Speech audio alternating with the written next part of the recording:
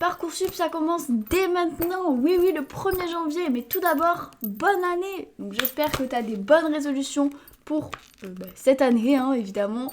Déjà, et la résolution d'avoir ton bac et de trouver ta formation, ça serait pas mal. Aujourd'hui, voilà, on va voir du coup, étant donné que Parcoursup, ça commence dès maintenant, qu'est-ce que tu dois faire, qu'est-ce que tu peux faire sans paniquer. Déjà, moi je me présente, moi c'est Clarisse, j'ai 19 ans et donc j'ai passé mon bac il y a maintenant 2 ans et j'ai aussi fait face à Parcoursup. C'est pour ça que j'ai créé cette chaîne justement pour pouvoir vous aider et vous accompagner tout au long de votre année de terminale. Et puis voilà, c'est parti. Bon, voilà, on est le 1er janvier et là c'est obligé, il y a 2 types de personnes. Il y a celles qui ont déjà écrit 2026 au lieu de 2025 sur leur cahier, bon ça voilà c'est un classique. Et celles qui se réveillent avec une mini boule au ventre en mode attends, Parcoursup c'est maintenant non ? Bah ouais.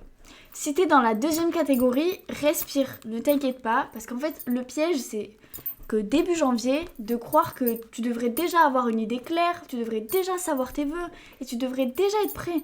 Alors qu'en fait janvier c'est vraiment le moment parfait pour justement poser des bases propres sans stress. Et c'est ce qu'on va voir aujourd'hui justement dans cette vidéo. Commençons. En gros, le mindset de janvier, c'est genre, t'es pas censé avoir tout décidé. Tu te mets, en fait, je te mets au truc direct et clair.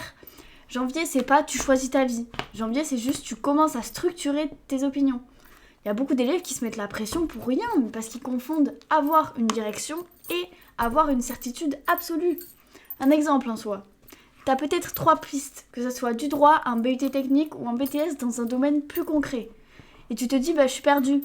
Non, t'es pas perdu. T'as juste certaines options. Et ça, c'est vraiment une bonne nouvelle.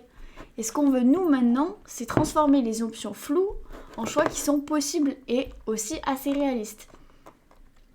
Ta priorité numéro 1, c'est de comprendre les types de formations, mais sans te noyer. Hein. En janvier, ton job numéro 1, ça sera de comprendre les grandes familles. Donc la licence, en gros, qui est en fac. C'est plus théorique, il y a plus d'autonomie, c'est souvent très général au début, et c'est très bien si t'aimes apprendre, lire, analyser ou travailler seul. L'erreur classique, c'est de croire que la fac, c'est les vacances.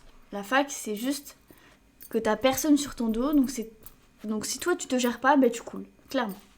Un BTS, ça c'est plus encadré, c'est plus concret, t'as souvent une classe comme au lycée au final, et ça c'est parfait si tu veux de la pratique et un certain cadre. L'erreur classique c'est de prendre un BTS parce que c'est court, sans aimer le domaine, mais non, il faut que t'aimes le domaine, sinon tu n'arriveras pas à bosser, mais ça je peux te le dire. Ensuite tu as les BUT, donc ça c'est entre les deux. C'est encadré, mais il y a plus de projets, c'est souvent très très complet. Et ça, c'est pas mal si tu veux de la polyvalence et un diplôme assez solide. Et ensuite, tu as les écoles, les prépas, les formations sélectives. Eux, c'est souvent sur dossier et parfois des entretiens ou alors des concours. Il faut être assez stratégique et il faut bien vérifier les critères.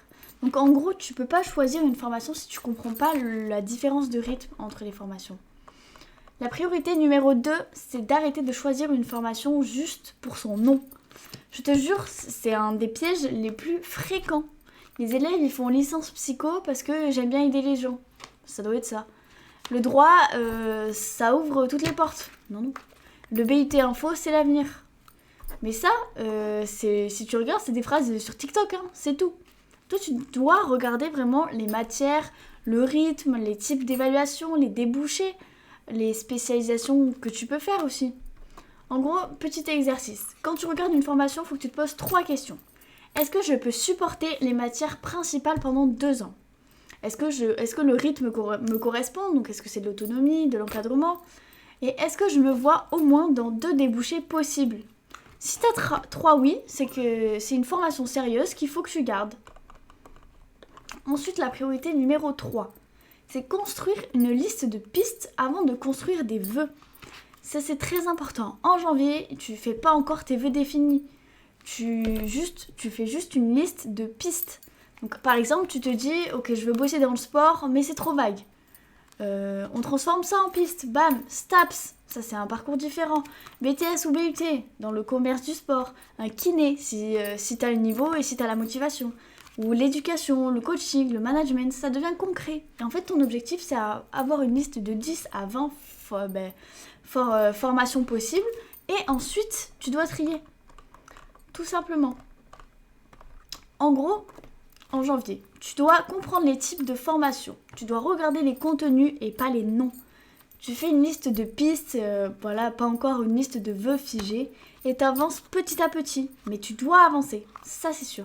Et si jamais tu veux être accompagné pas à pas pour justement clarifier toutes tes idées et repérer des informations qui te correspondent vraiment, j'ai écrit un simple guide.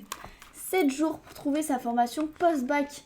Franchement, ce livre, il est génial. Il est très court. Voilà, donc pour ceux qui n'aiment pas la lecture, vous pouvez pas me dire que là, vous n'aimez pas la lecture. Il y a 3 pages dedans. Franchement, il est tout petit, donc il est très très simple à comprendre. Donc, et il va beaucoup t'accompagner. Si jamais même tu veux découvrir plein de formations, on a mis plein d'exemples de formations pour chaque domaine, on va dire. Bon là, par exemple, il y a le domaine de la santé, domaine des sciences, tout ça. Donc n'hésite surtout pas, il est disponible en description et il est en...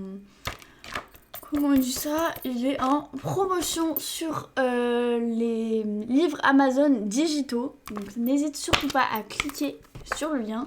Et n'hésite pas non plus à t'abonner et à me proposer des sujets en commentaire si tu as vraiment besoin d'aide.